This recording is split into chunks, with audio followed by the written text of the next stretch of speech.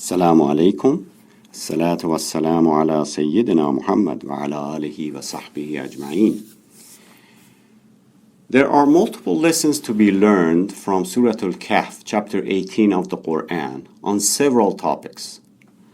Today we will focus on lessons learned from verses 65 through 82 of this chapter and respond to a critic of Islam who has completely misunderstood the meaning of these verses, hence making false statements about these verses and about Islam. As indicated in his website, this critic, who does not mention his name, claims this is a parable for laying the legal and theological groundwork for honor killings, in which a family member is murdered because he or she brought shame to the family, either through apostasy or perceived moral indiscretion. He then continues, these verses talk about Moses encountering a man with special knowledge who carries out tasks that do not make sense on the surface but are later justified. In the story, one task was to murder a young boy for no apparent reason. Later, the man with special knowledge explains that it was feared the boy would grieve his parents through his disobedience and ingratitude. He was killed so Allah could provide them with a better son. The critic then adds that this story, along with verse 22 of chapter 58, are the major reasons honor killings are allowed by Sharia. As further evidence, he cites the reliance of the traveler, the translation of Umdat al-Salik, where it says that punishment for murder is not applicable when a parent or grandparent kills their offsprings. As we respond to this critic's allegations, we will explain these verses and the lessons learned. A clarification. Number one, a clarification. In verse 80, it is not disobedience and ingratitude, as some translated, but rather rebellion or wickedness and disbelief or rejection. Hence, the more accurate translation would be, and as for the boy, his parents were people of faith, believers, and we were concerned and knew that he would grieve them by abstinent rebellion, wickedness, and unbelief. أعوذ بالله من الشيطان الرجيم وأما الغلام فكان أبواه مؤمنين فخشينا أن يرهقهما طغيانا وكفرا. So this is the verse 80 of chapter 18. The number two, this is a parable about a series of events that explain divine destiny. The story also serves as a gateway to the unseen and to the divine wisdom, which no human being has access to, even the messenger of God, peace be upon him. It involves putting faith and trust in divine wisdom concerning situations that may seem negative at first but end up positive eventually. In this case, it is a reminder to a parent who has tragically lost a child that a divine plan exists and that there are many things we cannot know but must trust in God's plan. It operates beyond human and religious laws, including Sharia. It does not, by any means, however, sanction crime, including honor killing, which, by the way, does not exist in Islam. The Qur'an states, if anyone aggresses against you, so aggress against him with the likeness of that which he has aggressed against you. Fear Allah and know that Allah is with the God conscious. Chapter 2, verse 194. And in verse 45, chapter 5, says, "And we ordained therein for them life for life, eye for eye, nose for nose, ear for ear, tooth for tooth, and wounds equal for equal. But if anyone remits the retaliation by the way of charity, it is an act of atonement, kafara, for himself. And if any fails to judge by the light of what Allah has revealed, they are no better than wrongdoers." And in the same chapter, chapter 5, verse 32, the Qur'an says, "We ordained for the children of Israel that if anyone killed a person, unless it be for murder or for spreading mischief in the land, it would be as if he killed the whole humankind. And if anyone saved a life, it would be as if he saved the life of the whole mankind." How could then a religion that has qisas, retribution laws, saying an eye for an eye, or ransom, or forgiveness, as a response, is to allow murder of an innocent child in this case? This is why Musa alayhi salam, driven by human laws and his own sharia, protested such action. فَانْتَلَقَ حَتَّى إِذَا لَقِيَ غُلَامًا فَقَتَلَهُ قَالَ أَقَتَلْتَ نَفْسًا زَكِيَّةً بِغَيْرِ نَفْسٍ لَقَدْ جِئْتَ شَيْئًا نُكْرًا.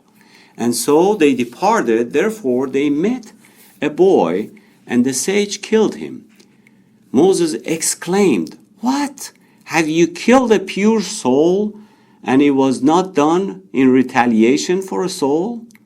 You have done a terrible thing," in verse 74. The sage who accompanied Moses, peace be upon him, had deeper knowledge and power beyond that of a human being. Perhaps he was an angel, as some commentators have speculated. He was given permission by God to execute the action, much like an angel of death who operates under God's command.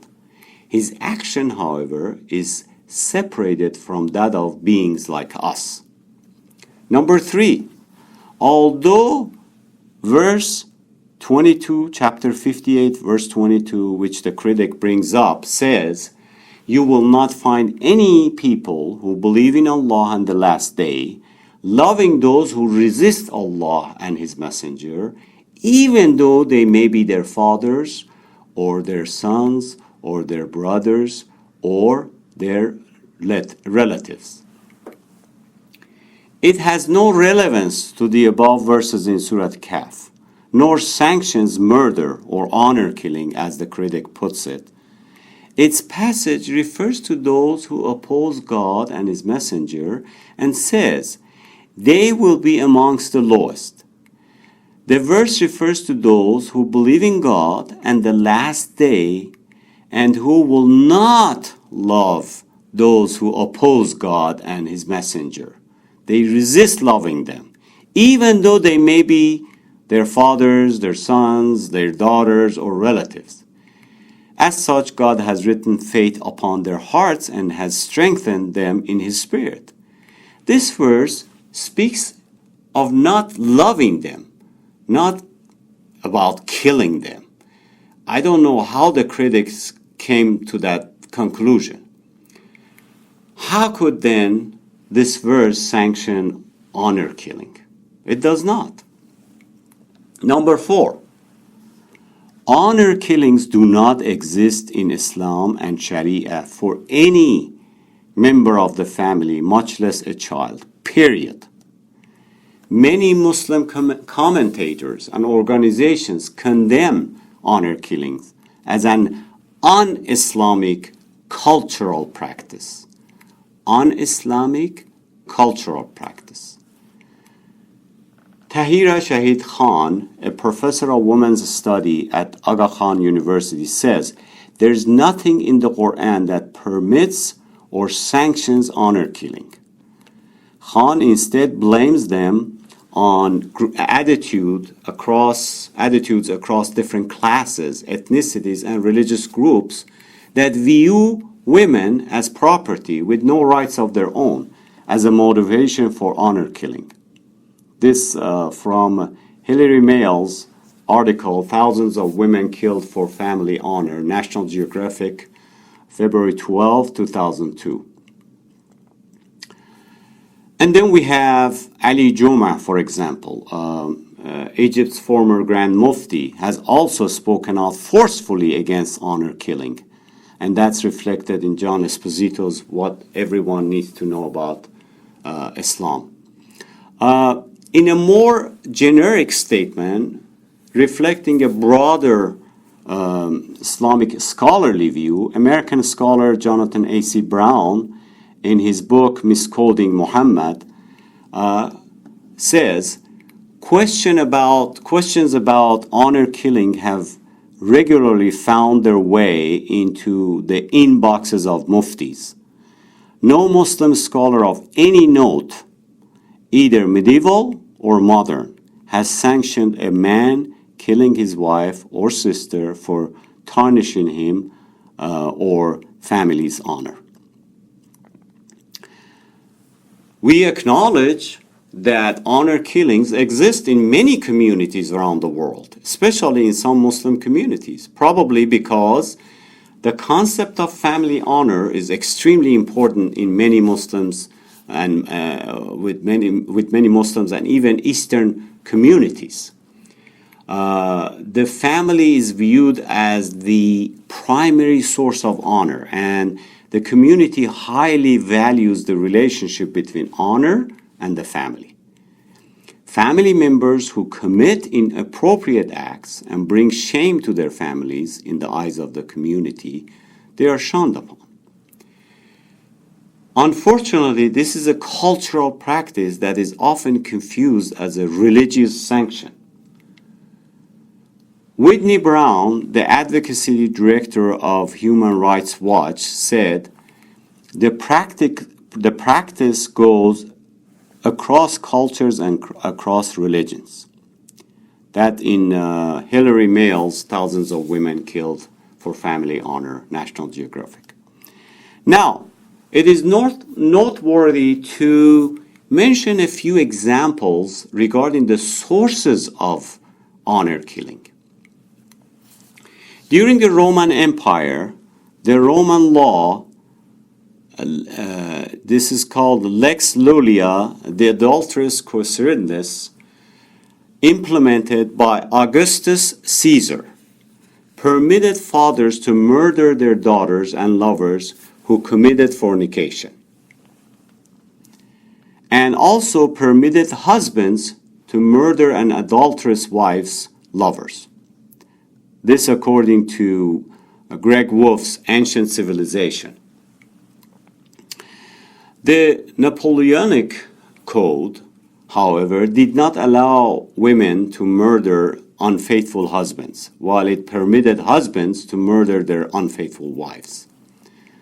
This again, according to Tom Holmberg's The Civil Code, an overview of the Napoleonic series. Article 324 of the Napoleonic Code, which was passed in 1810, permitted the murders of an unfaithful wife and her lover at the hand of the husband.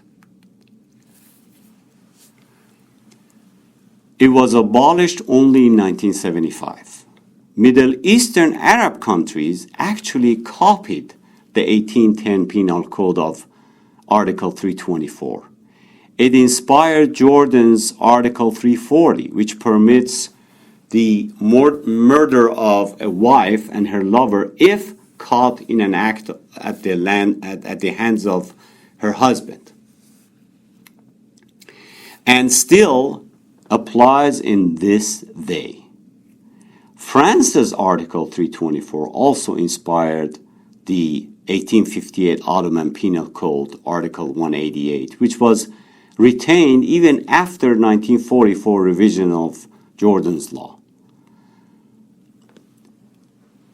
So this all based on Daniel Becknell's gender-based violence in Jordan.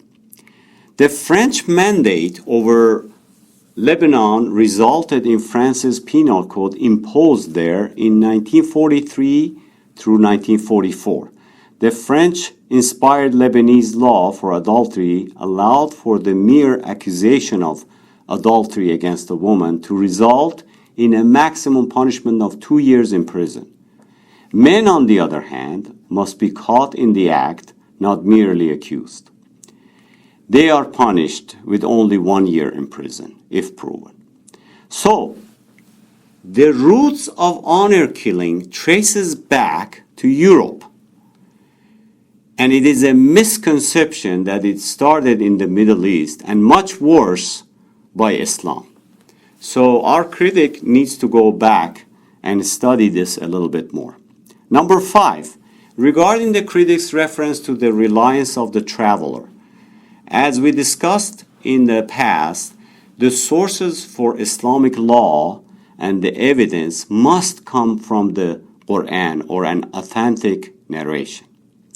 When there are explicit verses in the Qur'an and authentic narration of the Prophet, peace be upon him, regarding any legal issue, these are the first sources one must turn to before going to any book or report based on any scholar's opinion.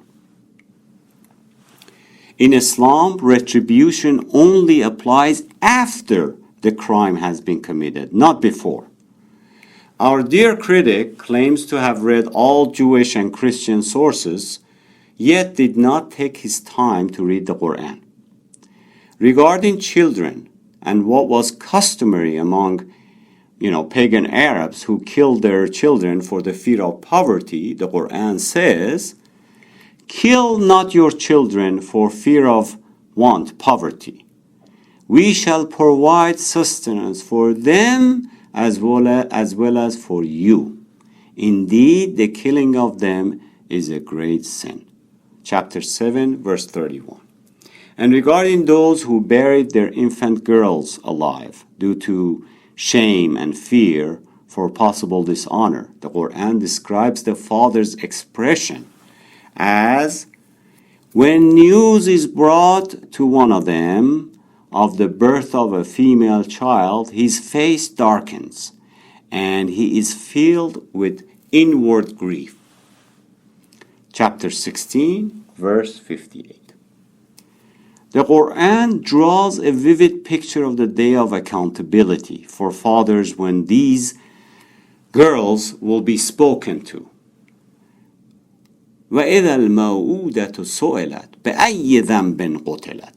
When the female infant buried alive is questioned for what crime she was killed. Chapter 81, verses 8 and 9. This is followed by عَلِمَتْ نَفْسٌ مَا أَحْضَرَتْ. Then each soul shall know what he has sent forward.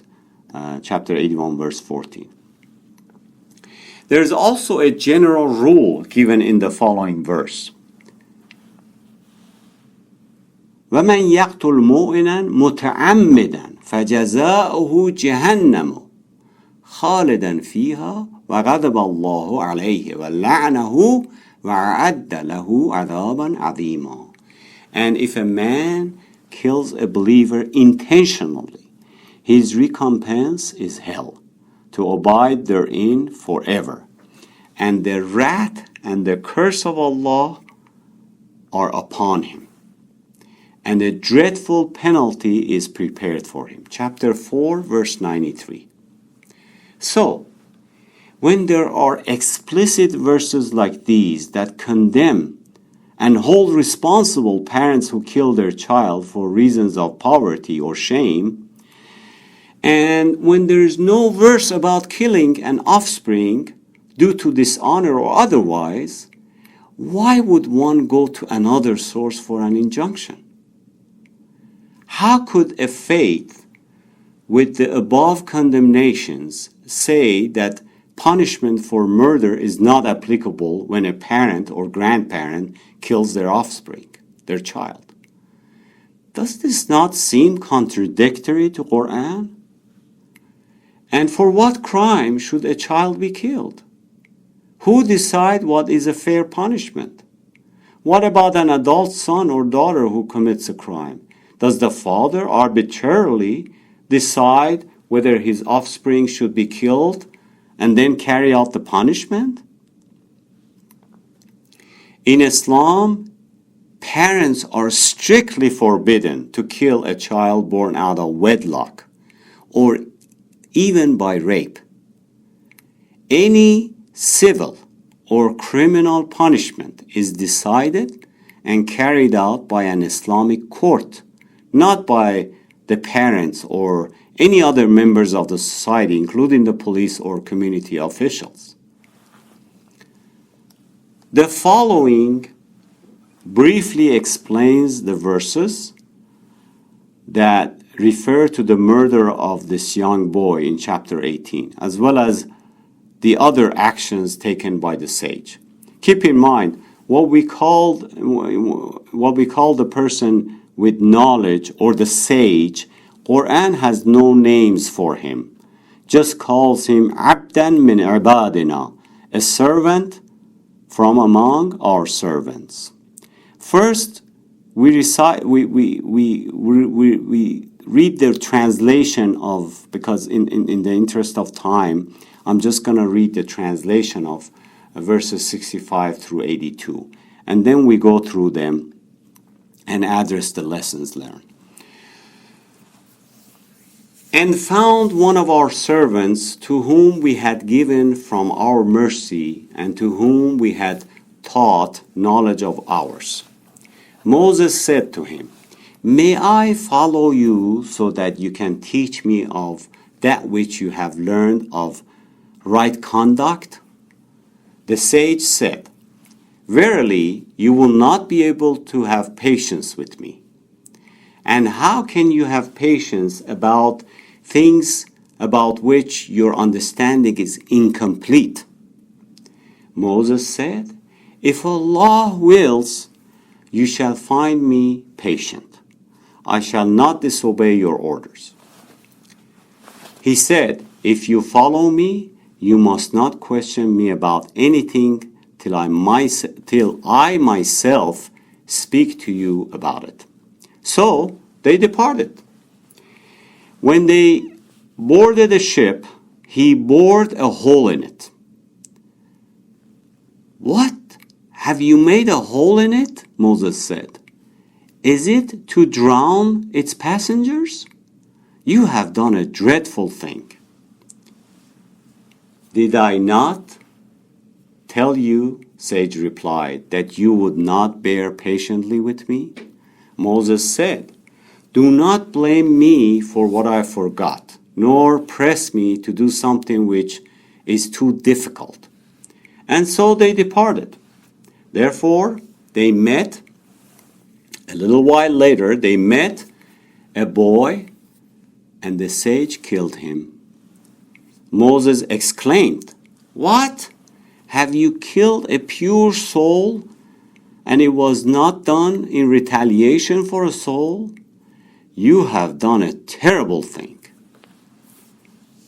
The sage replied, "Did I not tell you that you would not be able to bear patiently with me?" Moses said, "If I question you again, do not let me be your companion. You have enough excuses from my side." So they departed, and thereafter they came to the inhabitants of a town. They asked its inhabitants for some food, but they declined to host them. There they found a wall about to fall down, whereupon his companion, the sage, restored it, rebuilt it. Moses said, "Had you wished, you could have taken payment for that." He said, the sage replied, "This is the parting point between you and I. But now I will tell you the interpretation of that which you could not patiently bear. As for the ship, it belonged to poor people working on the sea. I damaged it because behind them there was a king who was taking every ship by force. As for the boy, his parents are believers, and we were afraid lest he should impose on them with his rebellion, wickedness, and disbelief. So we intended that their Lord would give them in exchange a son, better in purity of conduct and closer in mercy and affection. As for the wall, it belonged to 2 orphan boys in the city. Beneath it was buried a treasure which belonged to them. Their father had been a righteous man, and your Lord willed that when they reached their full strength, adulthood, to bring out their treasure as a mercy from your Lord. What I did was not done by my own command. This is the interpretation of what you could not bear with patience. Verses 65 through 82 refer to a conversation between Musa alayhi salam and a sage, one sent from God who had knowledge of the future. The conversation was based on the sage's actions, which Moses, peace be upon him, questioned.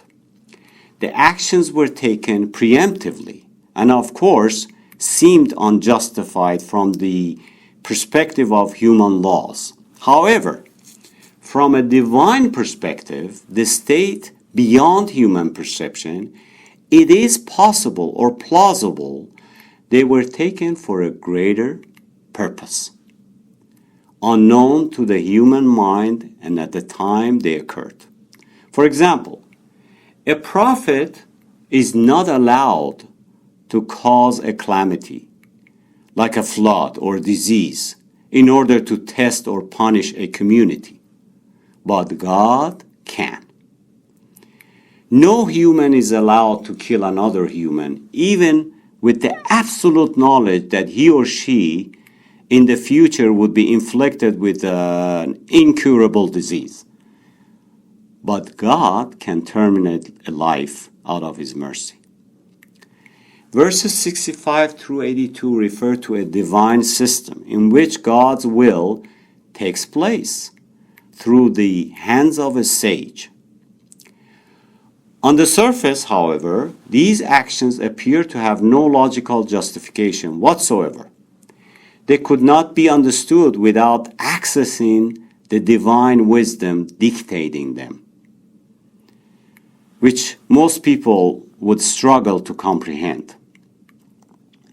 Regarding the first action, verse 71 says, "So they departed. When they boarded the ship, he bored a hole in it." Then for his second action, verse 74 states, "Then they proceeded until they met a boy. The sage killed him." And then his third action, verse 77 says, "They found a wall about to fall down, whereupon his companion, the sage, restored it."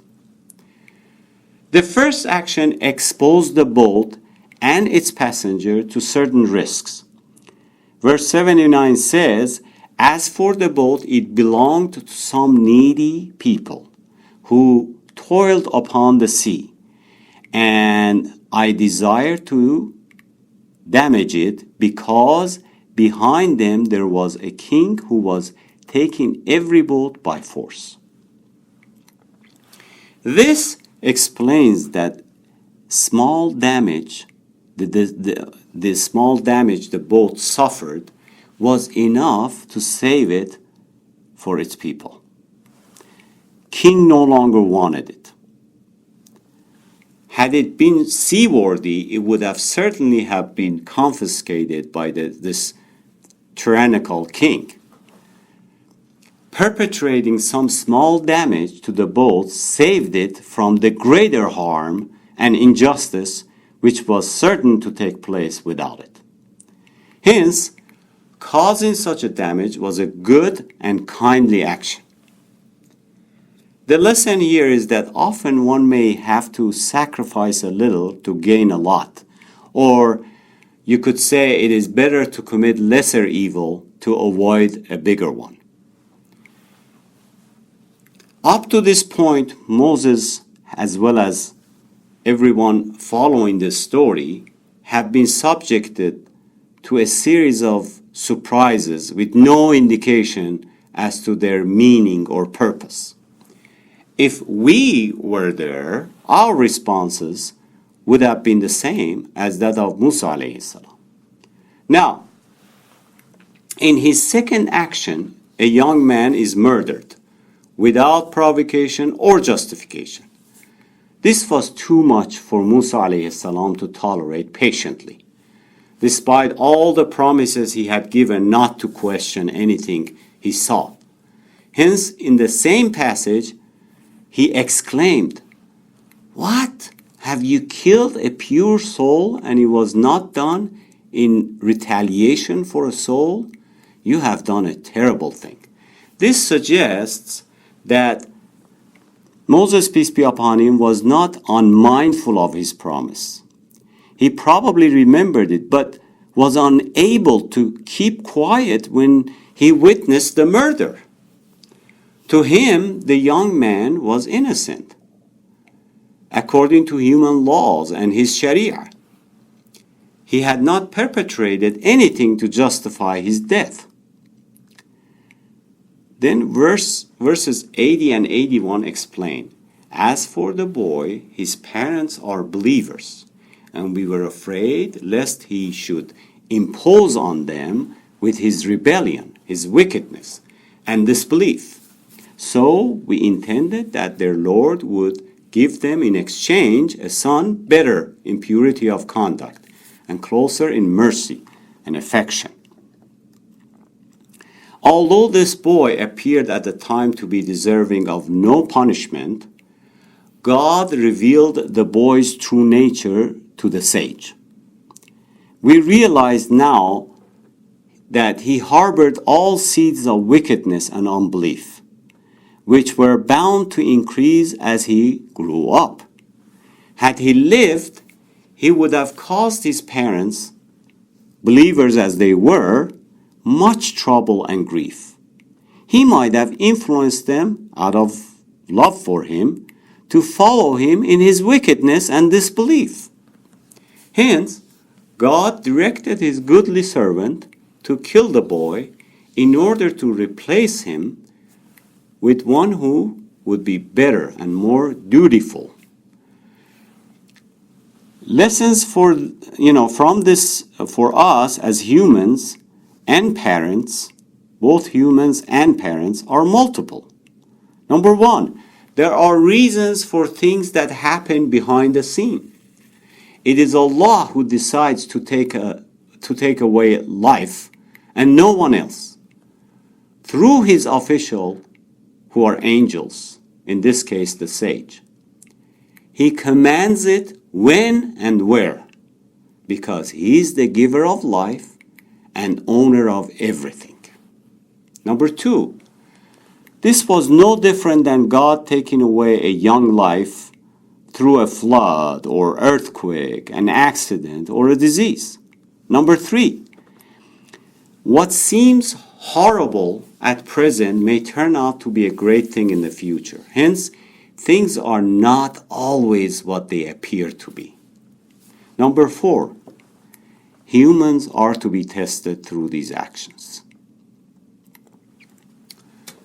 As for his third action, where he rebuilt the wall, verse 82 explains, "As for the wall, it belonged to 2 orphan boys in the city.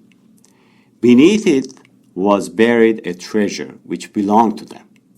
Their father had been a righteous man, and your Lord willed that when they reach their full strength, become, adults, to bring out their treasure as a mercy from your Lord." This wall, which the sage labored to rebuild, asking no wages for his labor despite the refusal of hospitality from the townspeople, had a treasure underneath. This treasure, which by the way the sage knew about, based on what Allah, the knowledge that Allah had given him. This treasure belonged to two young orphans in the town. Had the wall been left to fall down, the treasure would have become visible. They would have been exposed. And the two boys would not have been able to claim it, considering their weakness, being young. Since their father was a pious and righteous man, God allowed his children to benefit by his piety while they were weak. He willed to give them the time necessary to grow up and dig up their treasure when they were in a position to keep it. So, the interpretation of this verse could be literal, which is apparent in the verse, which talks about the discovery of the treasure by these orphans when they grow up, or the inward or figurative or hidden interpretation could be that pious fathers can leave a legacy that is precious to their children, experiences and lessons that become like a treasure when they grow up, a valuable life experience they can draw from when they grow up. Now, a bit more analysis of this passage. Who was this sage that Qur'an calls abdan min ibadina, or a servant among our servants? In ahadith, they call him Khizr, a name not mentioned in the Qur'an, or Khizr the Nabi, and variety of stories written about him, one of which is that he drank from the fountain of youth and became immortal, and he wanders around the land till end of time. However, this is a tale outside of the Qur'an.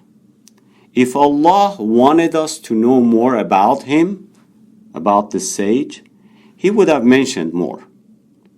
In addition, this hadith contradicts Qur'an, as the Qur'an says, وَمَا جَعَلْنَا لِبَشَرٍ مِنْ قَبْلِكَ الْخُلْدِ أَفَإِنْ مِتَّ فَهُمُ الْخَالِدُونَ. We never assigned immortality to a human before you. Therefore, if you yourself die, will they live forever? Chapter 21, verse 34. So, regarding this sage that Qur'an calls Abdan min Ibadina, and the whole story has several points that are noteworthy.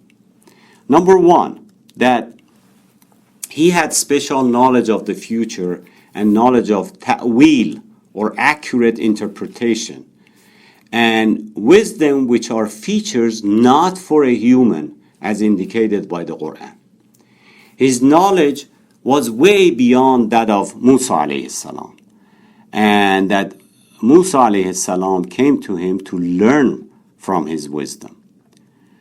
Number two, no human being can punish another for a crime that has not been committed yet. So, no qisas or retribution before the crime. Number three, in Sharia, we have life for life, not life for leading someone astray, even though the boy had not even committed that, or any other crime for that matter yet. Number four, was the sage the parents or guardian or representative or even a judge so that he could make such decision? Even the parents themselves would not have been allowed to do such a thing. Number five, while Musa alayhi salam learned from this experience, he did not repeat any of sage's actions. Number six, based on what he said, وَمَا فَعَلْتُهُ عَنْ أَمْرِي, what I did was not done by my own command. we conclude that he was God's official. Hence, his action was God's action. And that, when we look at that, that is why we see that he said, فَأَرَادَ رَبُّكَ, and your Lord willed. Number 7, as God's official, angels will obey his commands. As the Qur'an says, لَيْهَا مَلَائِكَةٌ قِلَاظٌ شِدَادٌ لَا يَعْصُونَ اللَّهَ مَا أَمْرُهُمْ وَيَفْعَلُونَ مَا يُؤْمَرُونَ, over which there are strong and stern angels who never disobey Allah in that which He orders and do what they are commanded. Chapter 21, verse 6. Number 8. The point that is, another point that is in the Quran, the actions of angels, things they do, they are based on Allah's command. Sometimes these actions, Allah figuratively attributes it to them due to the fact they execute those commands. So, sometimes in the expression in the Quran, Allah attributes these actions to them figuratively because they are the ones who execute it. And sometimes He attributes it to Himself. And sometimes Allah, from position of royalty, majesty, and power, attributes it to a plural speaker or pronoun. And in the verses above that we talked about in Surat al Kahf, all of these expressions are utilized. Of course, Allah is the one who does it all, but Quran expresses it different ways. First, I give you an example of each in the Quran elsewhere as it speaks about sending down the Quran, the revelation. It says, نَزَلَ بِهِ الرُّوحَ الْأَمِينَ, which the true spirit Jibril has brought down. Chapter 26, verse 193. Here, attributing to the angel Jibril, who brought down the Quran.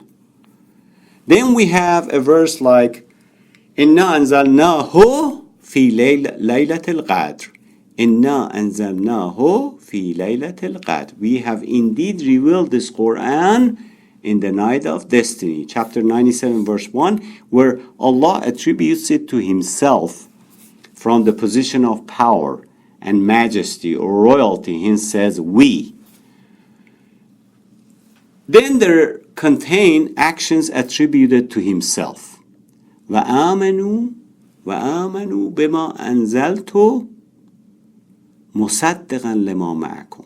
أَنزَلْتُ مُصَدِّقًا لِمَا مَعَكُمْ. And believe in what I have sent down, confirming what is with you. Chapter 2, verse 41. Where He expresses and attributes it completely to Himself. In the story of the Moses and the sage, we see Quran expresses these verses in a similar way, as the God's official, the sage, attributes the first task to himself. In verse 79, it says, فَأَرَدْتُ أَنْ أَعْيِبَهَا. Hence I damaged it. Then in the next task, he attributes it to a plural speaker pronoun, as we see in verses 80 and 81.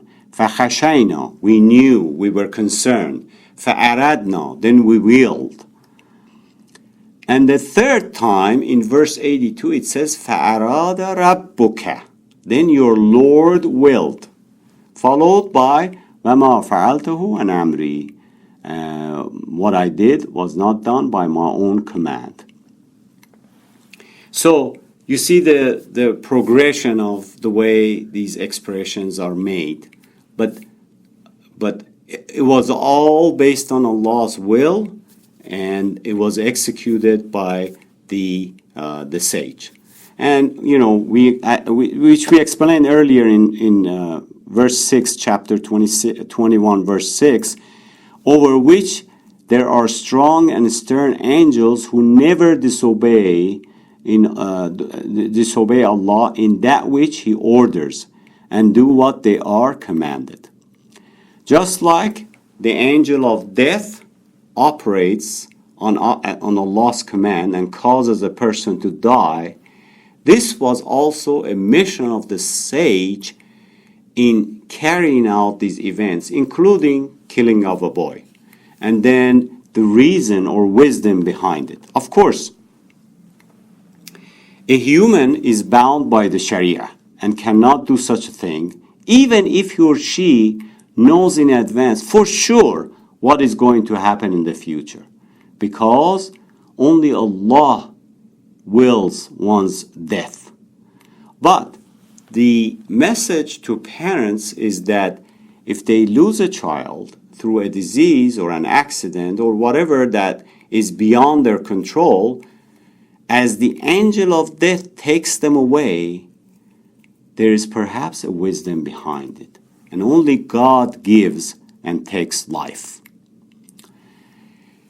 If the issue had been left to human knowledge alone, the sage would have had no justification for killing the boy, particularly since he appeared to be underage, having done nothing to deserve capital punishment.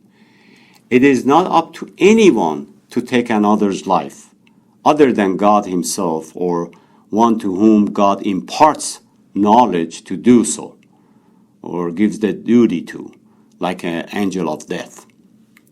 Nor is it permissible to make such knowledge, the basis for any action other than that which is, allowed by appearance. But God may command what He wills, as He does in this case. By no means does this verse sanction murder or command anyone to kill one's child. The implication of the parable in these verses is a series of events that help illustrate divine destiny as a gateway to divine wisdom and the unseen. It is beyond human perception and the capacity, hence unseen. It entails lessons to be learned about divine wisdom, hikmah. What might appear bad may end up being good in eventuality. It operates beyond human and religious laws, such as Sharia. This is why the sage then disowns any share in this whole matter. It is God's grace that dictated all his actions. It was all by God's command, who had imparted to him the necessary knowledge in such cases, showing him what to do in such cases. As in verse 82 says, "What I did was not done by my own command." Thus, the secret is made clear, and all the actions of the sage, which seemed preposterous in the first instance, appear to be simple and wise. Now that the curtain has been removed and the secret revealed, the sage disappears totally from the scene, and no further mention of him in this surah, nor indeed the rest of the Qur'an. The story itself represents God's great wisdom, which reveals itself in this case to teach us the lesson in God's wisdom. It also means the reason for many things that happen to us, or many things that happen around us, are not revealed to us, at least perhaps in the beginning, or may never be revealed to us. In this story, Allah chose to give a glimpse of what is in play behind the curtains to Musa alayhi salam, and therefore to us. So we are aware that things happen for reasons that may be unknown to us. Within the context of the whole surah, this story about Moses and the sage is closely linked to the story of the young sleepers in the cave earlier in this chapter, which the chapter is, by the way, named after. Both agree that what lies beyond our human perception should be left totally to God, who will conduct it on the basis of His perfect and absolute knowledge. As for us, we know only what we're told. Furthermore, higher forces dictate the development of the story right from the beginning. Earlier in the surah, Moses is so keen to meet this person. He travels until he's totally worn out. But his servant leaves their food at the rock where they stop to rest. But his forgetfulness, the servant's forgetfulness, is the cause of their return, only to find the person at that very spot. Had they traveled on, they would have missed him. The whole atmosphere is shrouded in secrecy, just like Sage's name.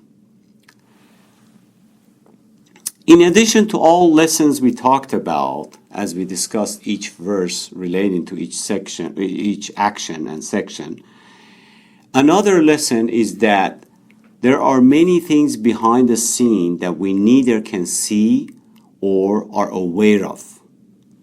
Regarding such unknown events and calamities, we cannot rush to judgment and question God's will and wisdom. Hence, God forbid, deviate from the path of gratitude and thankfulness to God.